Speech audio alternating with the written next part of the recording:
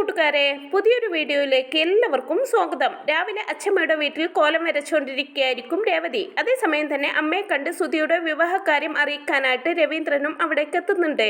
രേവതിയെ കാണുന്നതും സന്തോഷത്തോടെ അവളോട് വിശേഷങ്ങളൊക്കെ ചോദിച്ചറിഞ്ഞതിന് ശേഷം, നീ എന്താ മോളെ നമ്മുടെ വീട്ടിൽ കോലം വരയ്ക്കുന്നത് പോലെ ദിവസവും ഇവിടെയും കോലം വരയ്ക്കാണോ എന്നൊക്കെ ചോദിക്കുമ്പോൾ, ശീലമായി പോയില്ലേ അച്ഛന്ന് പറയാണ് രേവതി. തുടർന്ന് അച്ഛന്റെ കയ്യിൽ നിന്നും ബാഗെല്ലാം വാങ്ങിയിട്ട് അച്ഛനെ അകത്തേക്ക് കൂട്ടിക്കൊണ്ടു പോകുന്നുണ്ട്. അപ്പോഴേക്കും അച്ഛമ്മയും അകത്തു നിന്നും ഇറങ്ങി വരുന്നുണ്ട്. രവീന്ദ്രൻ അങ്ങനെ അമ്മയോട് ഓരോ കാര്യങ്ങളൊക്കെ സംസാരിക്കുന്നതിനിടയ്ക്ക് സച്ചിയും അവിടേക്ക് വരുന്നുണ്ട്. എനിക്ക് അപ്പോഴേ തോന്നിയതാ, ഞാൻ ഇവിടെ വന്ന് 2 ദിവസം കഴിഞ്ഞാൽ അച്ഛനും ഇങ്ങോട്ട് വരുമെന്ന്. അച്ഛൻ എന്നെ കാണാതിരിക്കാൻ പറ്റുന്നില്ല അല്ലേ?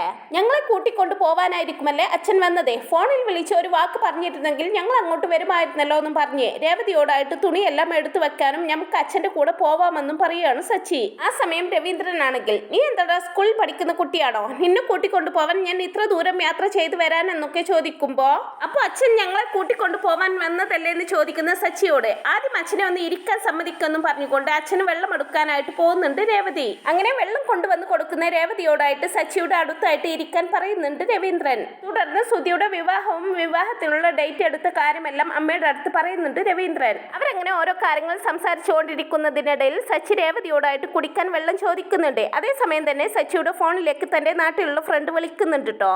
ഫോണുമായിട്ട് പുറത്തേക്ക് ഇറങ്ങിക്കൊണ്ട്, നീ എന്താടാ ഇത്ര ദിവസമായിട്ടും വിളിക്കാതിരുന്നതെന്നൊക്കെ ചോദിക്കുമ്പോൾ, നീ നിന്റെ ഭാര്യയും കൂട്ടി ഹണിമൂണിന് പോയതല്ലേ, അപ്പൊ വിളിച്ച് ബുദ്ധിമുട്ടിക്കുന്നത് ശരിയല്ലല്ലോ എന്ന് പറയുന്നുണ്ട് അവര്. ഹണിമൂണോന്ന് സച്ചി ചോദിക്കുന്നതും, കല്യാണത്തിന് ശേഷം വൈഫുമായിട്ട് പുറത്തു പോകുന്നത് ഹണിമൂൺ തന്നെയാണെന്നൊക്കെ അവര് പറയുമ്പോ, ഹണിമൂണൊന്നും വേണ്ടിയില്ലായിരുന്നു, ഞാൻ ഇവിടെ ആകെ പെട്ടിരിക്കുകയാണെന്നൊക്കെ സച്ചി പറയുമ്പോ, എന്താടാ അവിടെയുള്ള നിന്റെ ഫ്രണ്ട്സിന്റെ കൂടെ പുറത്തേക്കൊന്നും പോകുന്നില്ല എന്ന് ചോദിക്കുന്നുണ്ട് അവര്. എങ്ങനെ പുറത്തു പോകാൻ പറ്റും? അച്ഛമ്മ എന്നെ ഇവിടെ പിടിയാലെ കെട്ടിയിട്ടിരിക്കുകയാണെന്നൊക്കെ പറയുമ്പോ, സാരമില്ലടാ ഒരാഴ്ചത്തെ കാര്യമല്ലേ ഉള്ളൂ എന്ന് പറയുന്നുണ്ട് അവര്.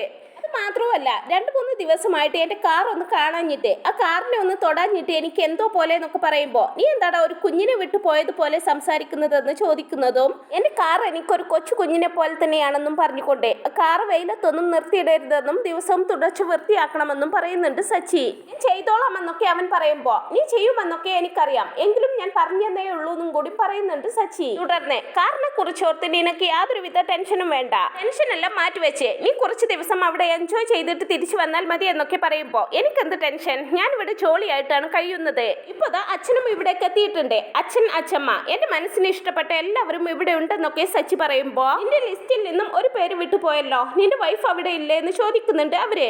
അപ്പോഴേക്കും സച്ചിക്കുള്ള വെള്ളവുമായിട്ട് അവിടേക്ക് വരുന്ന രേവതി സച്ചിയുടെ സംസാരമെല്ലാം ഇങ്ങനെ ശ്രദ്ധിക്കുകയാണ്. തുടർന്ന് ആ നാടൊക്കെ അവൾക്ക് ഇഷ്ടപ്പെട്ടോന്നും കൂടി അവർ ചോദിക്കുമ്പോൾ, രേവതിയെ കുറിച്ചാണോ നിങ്ങൾ ഈ പറയുന്നത്? അവൾക്ക് എന്താ ഇവിടെ പ്രശ്നം? അവളും നല്ല ജോളിയായിട്ടാണ് ഇവിടെ കഴിയുന്നത്. ഞങ്ങൾ ഇവിടെ നാട്ടിൽ വന്ന് ഇറങ്ങിയപ്പോൾ കൊച്ചു കുഞ്ഞുങ്ങളെ പോലെ എല്ലായിടത്തും കറങ്ങി നടക്കുകയായിരുന്നു അവള്. നമ്മൾ ഒരു കൊച്ചു കുഞ്ഞുങ്ങളെ പുതിയൊരു സ്ഥലത്ത് കൊണ്ടുപോയാൽ അതെന്താ ഇതെന്താന്നൊക്കെ ചോദിച്ച് നമ്മുടെ പുറകെ നടക്കില്ലേ? അതുപോലെയാണ് ഇപ്പോൾ അവൾക്ക് ഈ നാട് ഒരുപാട് ഇഷ്ടമായിട്ടുണ്ടെന്നൊക്കെ ഇങ്ങനെ സച്ചി പറയുമ്പോൾ, നീ ഇപ്പോൾ അവളെ കുറിച്ച് നന്നായിട്ട് സംസാരിക്കുന്നുണ്ടല്ലോ എന്ന് പറയുന്നുണ്ട് അവര്. 2 പേരും തനിച്ചല്ലേ പോയത്, സംസാരിച്ച് അവരുടെ ഇടയിൽ പ്രണയം തുടങ്ങിയിട്ടുണ്ടാവും. എന്താടാ അതല്ലേ ശരിയെന്നൊക്കെ ചോദിക്കുമ്പോൾ, എടാ ഫോണിലൂടെ ഇങ്ങനെയൊന്നും സംസാരിക്കാതെ, അങ്ങനെയൊന്നുമില്ലെന്ന് സച്ചി പറയുന്നുണ്ടെങ്കിലും നീ നിന്റെ ഭാര്യയെ പറ്റി ഇത്രയധികം സംസാരിക്കുന്നത് ആദ്യമായിട്ടാണ്. അപ്പൊ അതിന്റെ അർത്ഥം നിന്റെ മനസ്സിൽ അവളോട് പ്രണയം ഉണ്ട് എന്ന് തന്നെയാണെന്നൊക്കെ പറയുകയാണ് കൂട്ടുകാര്. നിങ്ങൾക്ക് വെറുതെ തോന്നുന്നതാണ്, ഞാൻ സാധാരണ പോലെ തന്നെയാണ് സംസാരിക്കുന്നതെന്നൊക്കെ പറഞ്ഞ് ഫോൺ കട്ട് ചെയ്യാണ് സച്ചി. ഫോൺ കട്ട് ചെയ്ത് തിരിയുന്നതും തന്നെ നോക്കി നിൽക്കുന്ന രേവതിയെ കണ്ട് അവളെ തന്നെ ഒരു നിമിഷം ഉറ്റുനോക്കിക്കൊണ്ട് നിൽക്കുകയാണ് സച്ചിയും. തുടർന്ന് സച്ചിക്കായിട്ട് കൊണ്ടുവന്ന ഇളനീരിന്റെ വെള്ളം സച്ചിയെ ഏൽപ്പിക്കുന്നുണ്ട് കേട്ടോ രേവതി. പിന്നീട് അങ്ങനെ സുധിയുടെ വിവാഹ ക്ഷണക്കത്ത് കുടുംബക്ഷേത്രത്തിൽ കൊണ്ടുപോയി പൂജിക്കാനായിട്ട് അവരെല്ലാവരും കൂടി അവിടേക്ക് പോകുന്നുണ്ട്. സച്ചി ആണെങ്കിൽ ആ സമയങ്ങളിലൊക്കെ സുധിയെ കുറ്റം പറഞ്ഞുകൊണ്ടായിരിക്കും അവരുടെ കൂടെ നടക്കുന്നത്. അങ്ങനെ കത്തെല്ലാം പൂജിച്ച് വാങ്ങിയതിനു ശേഷം സച്ചിയെ കുറിച്ചോർത്ത് രവീന്ദ്രൻ ഇങ്ങനെ ആശങ്കപ്പെടുമ്പോൾ, നീ പേടിക്കണ്ട, നല്ലൊരു പെൺകുട്ടിയാണ് അവന് കിട്ടിയിരിക്കുന്നത്, നല്ല ബുദ്ധിയുള്ള പെൺകുട്ടിയാണ് രേവതി, അവനെ മാറ്റിയെടുക്കാൻ അവളെ കൊണ്ട് പറ്റുമെന്നൊക്കെ പറഞ്ഞ് രവീന്ദ്രനെ ആശ്വസിപ്പിക്കുന്നുണ്ട് കേട്ടോ അച്ഛമ്മ. പിന്നീട് രാത്രി ഭക്ഷണമെല്ലാം കഴിച്ച് കിടക്കാനായിട്ട് റൂമിലേക്ക് പോവുകയാണ് സച്ചി. എല്ലാം എടുത്തു വെച്ച് കിടക്കാനായിട്ട് പോകുന്ന രേവതിയെ വിളിച്ചിട്ട് അവളുടെ കയ്യിലേക്ക് ഒരു ഗ്ലാസ് പാൽ കൊടുത്തേൽപ്പിച്ച് പാതി അവനും പാതി നീയും കുടിക്കാൻ പറഞ്ഞേൽപ്പിക്കുന്നുണ്ട് അച്ഛമ്മ. രേവതി എങ്ങനെ ആ പാലുമായിട്ട് റൂമിലേക്ക് വന്ന് സച്ചിക്ക് കൊടുക്കുന്നതും, ഞാൻ പാൽ കുടിക്കാറില്ലെന്ന് നിനക്കറിയില്ലെന്ന് ചോദിക്കുമ്പോൾ, അച്ഛമ്മ തന്നു വിട്ടതാണെന്നൊക്കെ പറയുന്നുണ്ടെങ്കിലും എനിക്ക് വേണ്ട, എന്റെ വയറ് ഇപ്പോഴേ നിറഞ്ഞിരിക്കുക, നീ കുടിച്ചോ എന്ന് പറയുകയാണ് സച്ചി. തുടർന്ന് സച്ചി അവിടെ എല്ലാം തിരയുന്നത് കണ്ട് കാര്യം അന്വേഷിക്കുന്ന രേവതിയോട് ഇവിടെ ഇരുന്ന പായ എവിടെയെന്ന് ചോദിക്കുന്നുണ്ട് സച്ചി. എനിക്കറിയില്ലെന്ന് രേവതി പറയുമ്പോ സച്ചി നേരെ പോയി അച്ഛമ്മയോട് കാര്യം ചോദിക്കുന്നുണ്ട്. എനിക്കിപ്പോ എന്തിനാ അതെന്നൊക്കെ ചോദിക്കുമ്പോ എനിക്ക് ഉറങ്ങണ്ടേന്ന് പറയുന്നതും അത് എവിടെയാണെന്ന് എനിക്കറിയില്ല, പാറു അമ്മ എവിടേക്കോ എടുത്തു കൊണ്ടുപോയെന്ന് തോന്നുന്നു എന്ന് പറയുകയാണ് അച്ഛമ്മ. അവിടെ കട്ടിലുണ്ടല്ലോ, നിനക്കിപ്പോ കിടക്കാൻ അത് മതി, മര്യാദക്ക് അവിടെ പോയി കിടക്കെന്നും പറഞ്ഞുകൊണ്ട് സച്ചിയെ റൂമിലേക്ക് തന്നെ പറഞ്ഞയക്കാൻ കേട്ടോ അച്ഛമ്മ. എനിക്ക് റൂമിലെത്തിയ സച്ചി ദേഷ്യത്തോടെ അവിടെ കട്ടിലിൽ ഇരിക്കുന്നതും രേവതി ഒരു ചിരിയോടെ വാതിലടിച്ച് കുറ്റിയിട്ടതിന് ശേഷം സച്ചിയുടെ അടുത്തായിട്ട് വന്നിരിക്കുന്നുണ്ട്. തന്റെ അടുത്ത് വന്നിരിക്കുന്ന രേവതിയെ കണ്ട് വല്ലാത്തൊരു ഭാവത്തോടെ കുറച്ചു നേരം അവളെ തന്നെ നോക്കിയിരിക്കുകയാണ് സച്ചി. രേവതിയും സച്ചിയെ തന്നെ ഉറ്റുനോക്കിക്കൊണ്ട് സച്ചിയുടെ കയ്യിലേക്ക് തന്റെ കൈ ചേർത്ത് വെക്കാൻ ഒരുങ്ങുന്നതും സച്ചി പെട്ടെന്ന് തന്നെ അവിടുന്ന് എണീറ്റ് മാറുകയാണ് ചെയ്യുന്നത്. ഇത് പറ്റിയെന്നൊക്കെ ചോദിക്കുമ്പോ ഇത് ശരിയാവില്ല, ഞാനിവിടെ നിലത്ത് കിടന്നോളാമെന്നും പറഞ്ഞുകൊണ്ട് ഒരു വിരിപ്പെടുത്ത് നിലത്ത് പിരിച്ച് അതിൽ കിടക്കുകയാണ് സച്ചി. പിന്നീട് അങ്ങനെ പിറ്റേന്ന് രാവിലെ അച്ഛമ്മ എണീറ്റ് വരുമ്പോൾ കാണുന്നത് അത് രാവിലെ തന്നെ മുറ്റം തൂക്കുന്ന രേവതിയായിരിക്കും. ഇവൾ ഇത്ര നേരത്തെ എണീറ്റോന്നൊക്കെ ഇങ്ങനെ ചിന്തിച്ച് സച്ചിയെ നോക്കാനായിട്ട് റൂമിലേക്ക് ചെന്ന് നോക്കുമ്പോൾ സച്ചി അവിടെ നിലത്ത് കിടന്നുറങ്ങുന്നതാണ് കേട്ടോ അച്ഛമ്മ കാണുന്നത്.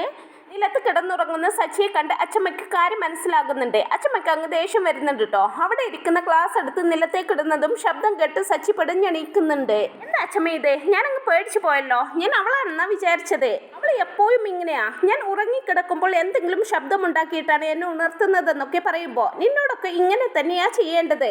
എന്താടാ ഇത്, നീ എന്തിനാണ് നിലത്ത് കിടന്നത്, കല്യാണം കഴിഞ്ഞ ഭാര്യ ഭർത്താക്കന്മാർ ഇങ്ങനെ രണ്ടിടത്താണോ കിടക്കേണ്ടതെന്നൊക്കെ ചോദിച്ച് സച്ചിയോട് ദേഷ്യപ്പെടുന്നുണ്ട് അച്ഛമ്മ. ഇവരെ രണ്ടുപേരെയും ഞാൻ എങ്ങനെ ഒന്നിപ്പിക്കും ദൈവമേ എന്ന് ചോദിച്ച് അച്ഛമ്മ തലക്കടിച്ചുകൊണ്ട് അവിടെ നിന്ന് പോകുന്നതും അച്ഛമ്മേ സ്ട്രോങ് ആയിട്ട് ഒരു ചായ എടുത്തേന്ന് പറഞ്ഞുകൊണ്ട് അച്ഛമ്മയുടെ പിന്നാലെ വരുന്നുണ്ട് സച്ചി. എന്നെ കൊണ്ട് വയ്യ, നിന്റെ ഭാര്യയോട് പറ ഉണ്ടാക്കി തരാനെന്നൊക്കെ അച്ഛമ്മ പറയുമ്പോ അവൾക്ക് കാപ്പി ഇടാനൊന്നും അറിയില്ല അച്ഛമ്മ, പക്ഷെ ഭക്ഷണം അവൾ നന്നായിട്ടുണ്ടാക്കും, അച്ഛമ്മയുടെ അതേ കൈപ്പുണ്യമാണ് അവൾക്കെന്നൊക്കെ പറയുമ്പോ അതേടാ നിനക്ക് ഭക്ഷണം ഉണ്ടാക്കി തരാൻ മാത്രമുള്ളതാണല്ലോ അവൾ എന്ന് പറഞ്ഞുകൊണ്ട് വീണ്ടും സച്ചിയുടെ അടുത്ത് ദേഷ്യപ്പെടുന്നുണ്ട് അച്ഛമ്മ.